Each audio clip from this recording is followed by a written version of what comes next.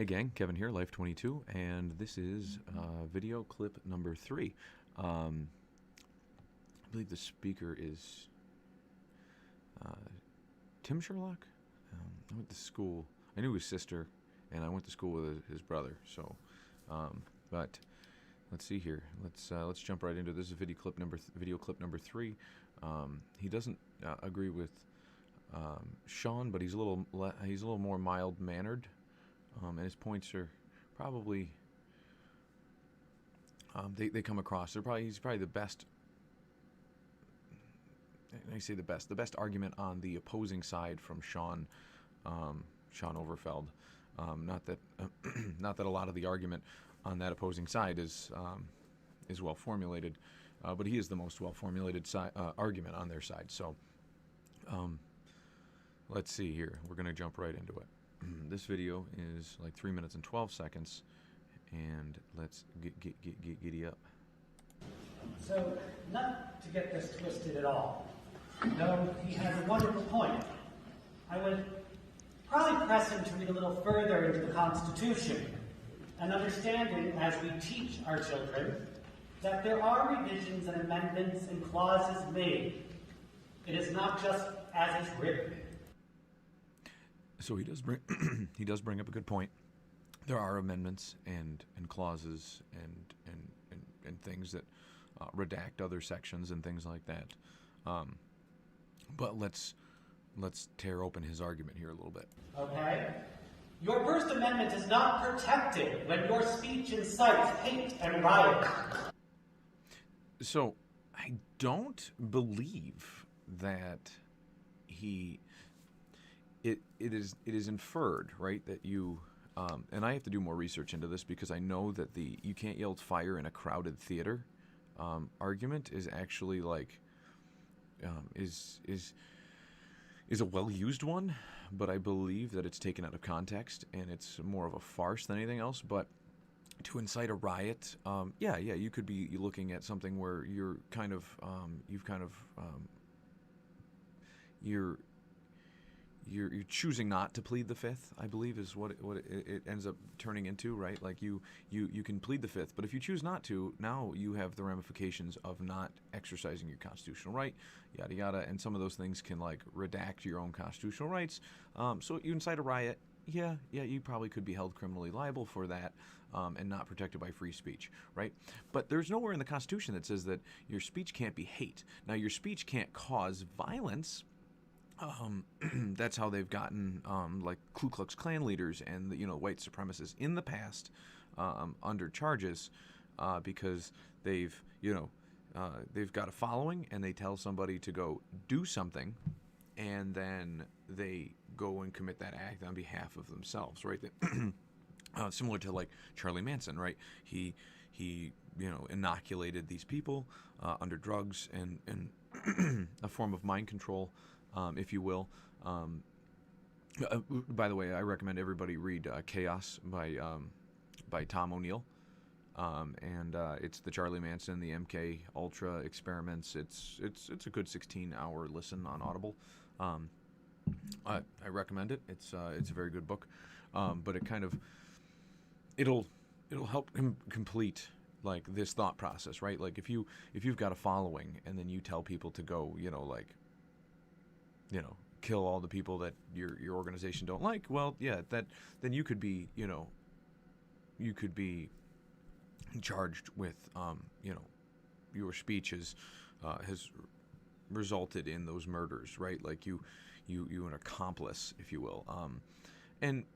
But it doesn't say you can't have hate speech. You can if your religion is promoting like, hey, listen, these are sins. Now, like, listen, and we've listened to all those J.Whitcher videos. Those videos do not break down that it's hate speech. We do not break down. They do not. They just say it's a sin. They don't say go out and like kill the nearest person practicing another faith or somebody who has has a different sexual orientation than the church approves of. Like, it doesn't tell you to. Nobody's telling you, and nobody in the Bible tells you to do that. It says. If I remember Leviticus 13 properly, it's they shall be stoned to death. It's an abomination in front of God, right? They're leaving it up to God. That's his job, right? Or her job, or if you're Now I'm drawing a blank on the name of that song. How I Met Your Mother. They break it down.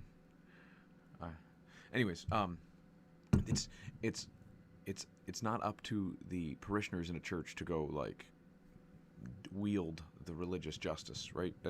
And Joel is nowhere in any of his speeches talking about that. S.Obergfell is nowhere in his speeches talking about that. So for the hate speech aspect of it,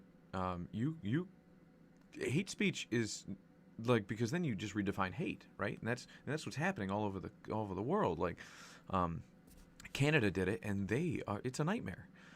You can't say anything, because even if you think it in your own house, if you say something privately in your own house and somebody is listening up to the window and they say, oh, he said he hates his neighbor, that's hate speech. That's where it gets ridiculous. Like, because everybody's definition of the word hate is different, and that's, you can't take a subjective word like happy.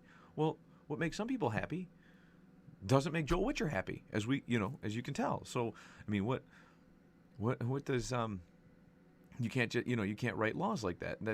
That's why they say the pursuit of happiness, because it's an open-ended saying, right? Like, that's because you are following what you believe the American dream to be, what you believe your happiness is. And there's no one here to regulate happiness, as there should be no one here to regulate hate.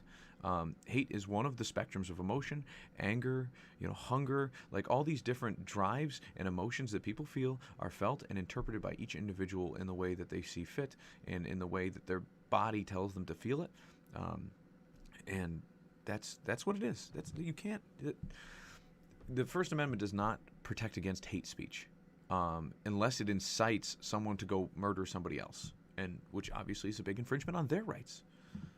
And that's all that murder laws are. Murder laws are based on the Constitution, in the fact that you're taking away without the right to do so. You don't have the right to take somebody else's life, and you're essentially taking away their right to the pursuit of happiness and freedom under the Constitution. They have the right to life, liberty, and the pursuit of happiness, right? So by you taking their life, you have taken their right to life away, and you don't have the right to take whatever life you want. That's where the murder laws come from, because everything is built off of the Constitution, right? And in order to interpret the Constitution, you really need to be reading the Federalist Papers, because that essentially is the Rosetta Stone for where all of the vernacular in the Constitution was written. And everything in the Constitution was put in there, and they said they didn't even want to put in the Bill of Rights, because that means that anything that is not enumerated to the individuals would then just be inherited by the states and the federal government.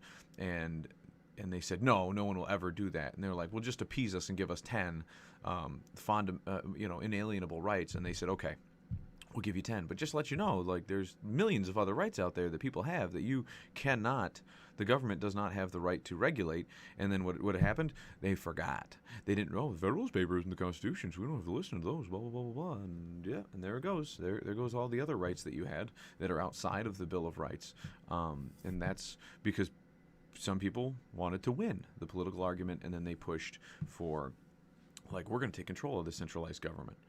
Essentially, there was a group of people that said, this is the way we think, and we're going to take over essentially what the Founding Fathers viewed as a king, right? Like, the centralized government is the king, right? And so instead of having one guy be the king, they had a group of people with one ideology. And what happens is you grow the king position, and then you get overthrown, and somebody else with a different way of thinking takes over, and now you're up shit creek, because now everybody who's on your side just gets executed by the king. Boom. That's what the Founding Fathers were worried about, and nobody seems to point that out. So anyways, it does not protect against hate speech. Now, we've written laws that talk about hate speech and have curtailed the First Amendment, but those laws clearly have been challenged at the Supreme Court level and made a determination about hate speech. And if they have, please present them. Please bring them to the channel. Send me with your hate mail. Send them with a brick. I'm waiting for a rebuttal. And I believe there was a rebuttal, which we will get to as well in the coming weeks, for making fun of my toe shoes.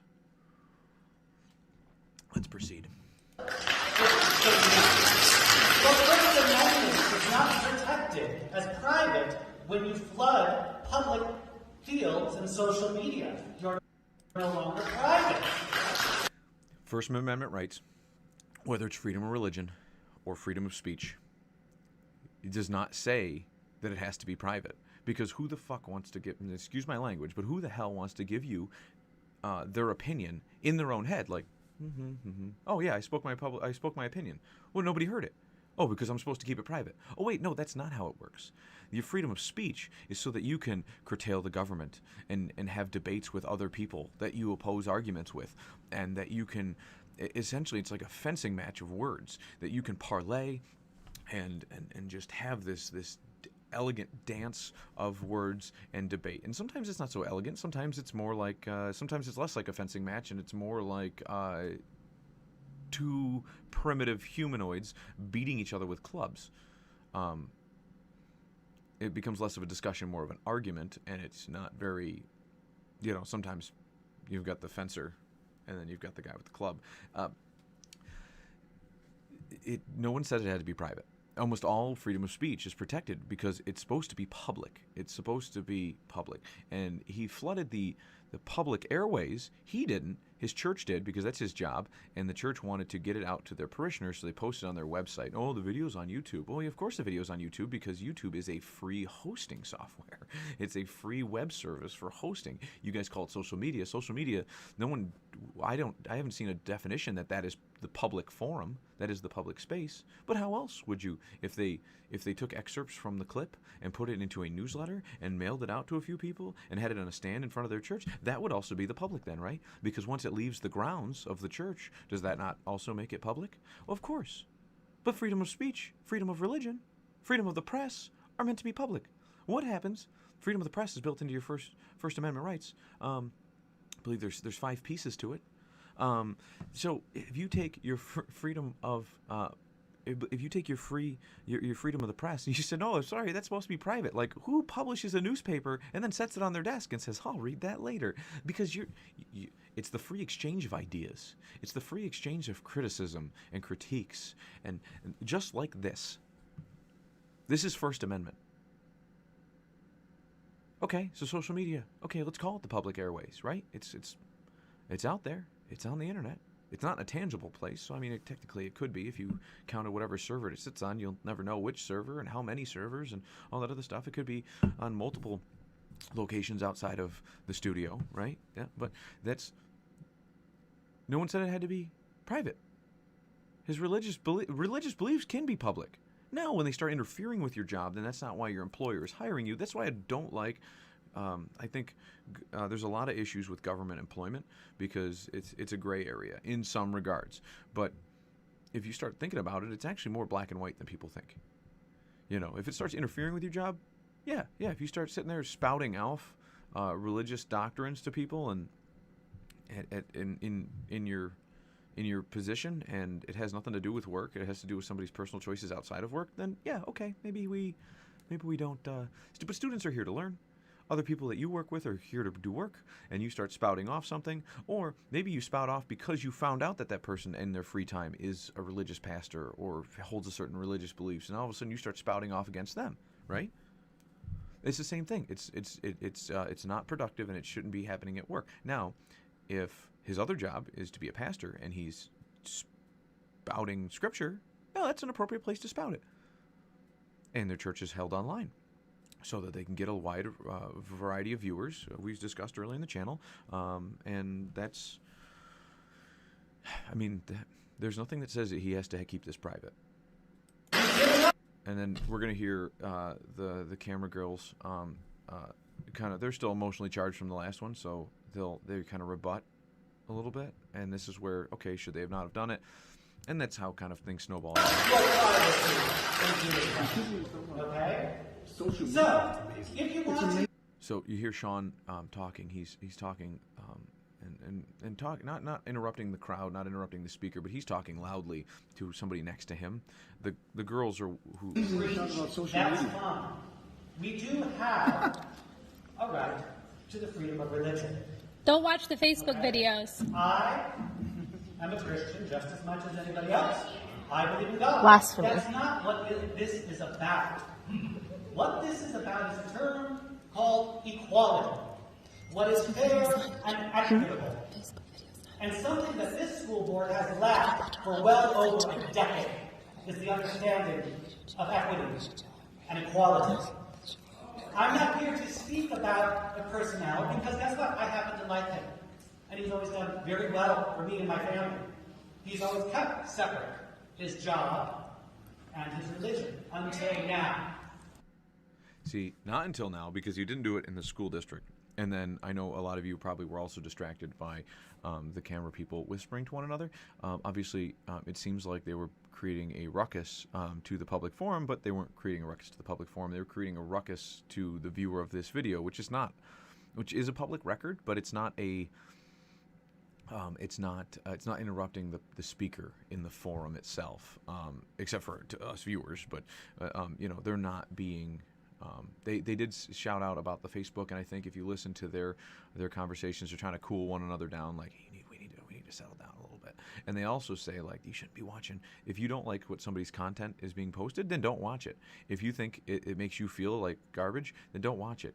If you get terrorized by horror movies, don't watch horror movies. Watch happy movies with like puppies and crap like that. That's my recommendation to you. If somebody says, hey, and you get the gist of the genre, if you're homosexual and you are married to somebody of the same sex as yourself, you ask questions about the church you go to. So like maybe there's a church that doesn't vilify you, and then you say, okay, I'm not going to go to that church. Or I'm going to go to the church that doesn't vilify me, and I'm not going to be listening to the sermons from the one church that it's in their doctrine that what I do is against them and against their God. Like I just won't go there. I won't watch their sermons on YouTube. Like it's easy to avoid it. It's not like somebody's sitting there stapling your eyelids to the top of your brow and then forcing you to watch the video. And holding your head straight, making you gotta watch this. Like, no, nobody's putting a gun to your head and making you do that. You chose to do it on your own because you wanted to feel outrage, which you're more than welcome to feel outrage and critique, but it's their right to do it. You're not going to make them lose their job because they can't, because it's First Amendment freedom of religion. Now let's continue. When you put it in the public domain, it is no longer protected. No, that's bullshit. That is bullshit. See, like I said, the most articulate of their speakers, but it's also not really much of an argument, right? Just because you have gusto and confidence when you speak, it does not mean your point is right. Just to look him in the face and feel safe to come to him and say, I'm gay and I'm scared. I'm transgender and I feel like I'm not protected here. That can't happen. That can't happen with the school board will allow systemic division to be present. We've had issues not only with gays, we've had issues with whether you feel accepted. I went to this school myself. I know what it was like to be gay in this school and not accepted. And here I am 20 years later, still arguing it. It is not about religion. It is not about whether I believe in God or don't, or who's going to hell or who's not. I could care less. At the end of the day, I would pray for them as much as I pray for the next person. But what I cannot stand by and allow is for this school board and this school system to move so far away from the ideals of humanity. So I don't understand what that means. The ideals of humanity, and also the portion there about being accepted. Like, nobody said that you had to be accepted. You're there to go to school. You're not. I mean, sure, there's a little social aspect, social interaction aspect, and guess what? That's how the real world works. The real world, not everybody's holding hands and getting together and singing Kumbaya, right? Like, the real world is a dangerous and tough place, and you need to have people that speak opposite views of you, and there's no safe spaces in the real world, except for maybe your home, because your home is your castle, right? So you can go home, and you can cry in your pillow, and then you get up and you deal with it, and you go back out the next day, and you can handle that person that may have made you feel like poop, and then you just continue on. And that's how life is. By curtailing this, I believe Adam Carolla said this to Congress, as you curtail children with safe spaces, you end up making weak children, and nobody wants weak kids. We want our kids to be strong, survive the world. Kids are folding over like cheap tents, and that's a problem. And safe spaces are a problem. And guess what? Not everybody's going to accept you. Not everybody's going to like you. And there's going to be a bunch of people that are. And there's going to be a bunch of people who do accept you. And that's what happens. You surround yourself with people that accept you and people that like you for who you are. That is your job, not the job of others. You're in public school. You're there for an education. You don't have to make friends if you don't want to. If other people don't like you, you ignore them. You do your schoolwork. You get the hell out of there. And then when you're out of school, you go have your other friends. You have people that are friends with you outside of school. And that's what happens. Some people can be friends with everybody everywhere. But that's not a requirement. Let's jump back 10 seconds. And allow is for this school board and this school system to move so far away from the ideals of humanity that we get to be where we are. So I'm going to leave you with one quote. Okay, so before we get into his quote, the ideals of humanity? I'm sorry. Didn't man kind of like, I mean, religion is a construct of the human mind, right? Like, now that's, you can get into that theological argument. Well, you know, God presented the Bible to the earth. So who wrote? Somebody wrote it.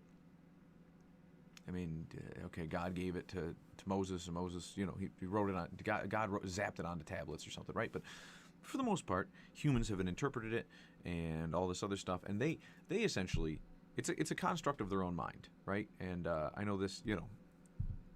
So how can it be against the core of humanity if man wrote the Bible down on their, however they got the information, a guy wrote it down. Whether it was a guy embodied, you know, possessed by God, came down, took over the guy's body, wrote it down, you know, spoke to somebody to write it down, however it happened, or however your religion writes it out as. But for the most part, a human being wrote it down into words. And that is a human construct. And so essentially, that in and of itself is the core of humanity. Now, I'm sure Sean or Joel can argue that point a little bit further on their side and say, well, no, man was made in the image of God, and so humanity is God, and all of the teachings in the Bible, and they make it, they get you there a lot simpler, right? So however you feel about it, though, his argument that this is so far from humanity just means that he's redefined humanity. That's the issue, right? It just as people redefine speech and hate, and redefine the Constitution right in front of our eyes, where you can't have freedom of religion if you're in public. Yeah.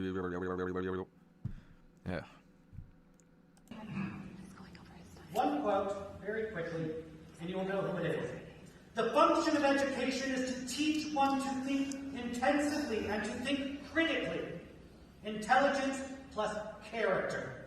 That's the goal of what we do here in education. We're lacking character. Okay, so I don't know who that was. Well, I know who the speaker was. I don't know who the quote was from. So that poses a little bit of a dilemma to me. So he says the quote, and I think the quote is pretty accurate. Character and critical thinking, and that, yeah, they're trying to take critical thinking out of school, and apparently he thinks that that character has been taken out of school, which I don't think that. I think that it takes a lot of character to have your religious views and then go to your job, and while they're embodying you, you ignore some of your teachings so that you don't disrupt the education of other students. I think that is a very good point to be made about Joel. That he doesn't. None of this has happened at his employer, and none of it has affected the students, other than the students going home and watching social media, or maybe they're watching social media at school because they're because everyone knows I was a kid, we're all little hellions when we're kids, and we sneak our phones in, or Tamagotchis, or whatever, they whatever new toy is cool, which phone is the latest big toy that seems to surpass, has gone generational.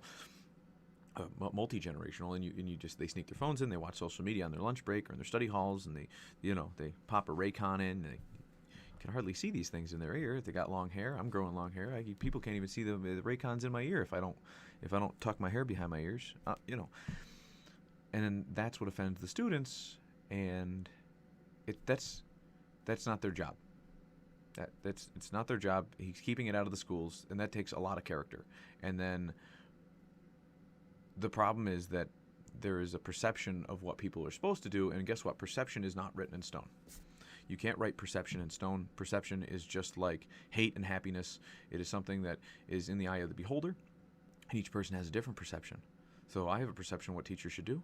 You have a perception of what teachers should do. You should have a perception of what teachers act like. Maybe mine is different than yours, but we can't hold all ours to your standard, and we're not going to hold all to mine. So we're going to go and say that, you know, the perceptions are nothing that's quantifiable, so we can't put it in their job description, so tough noogies.